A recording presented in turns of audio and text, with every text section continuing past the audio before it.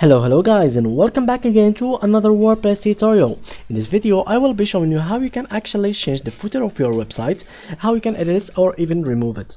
So without any further talking, please make sure to open your WordPress dashboard by just going to wordpress.com/wp-admin. So right after you open it, what you will have to do, guys, is just go ahead and click on here and then click on like for me I will log out just to show you how you can interact with this page. So now here there is a username or email address, and here there is the password. Here we can put the username and here password 123 for me, and just like that the page has opened. Now what we will have to do is basically there is multiple options to change the footer. Maybe you can go here to widgets, appearance, and then widgets, and then from here footer widgets you can change and edit it if there is anything in it.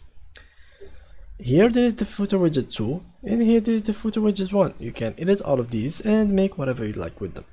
Of course you can clear inactive widgets, so something like that, and they will be cleared if they are not active. Now there is also from customize.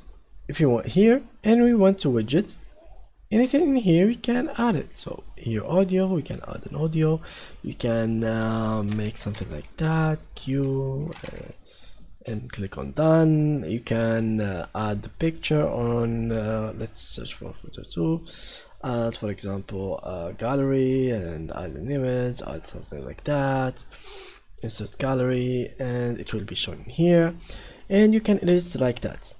Of course, if you want to remove it, you can remove it as well from the same thing you did. Remove, click in here, and remove.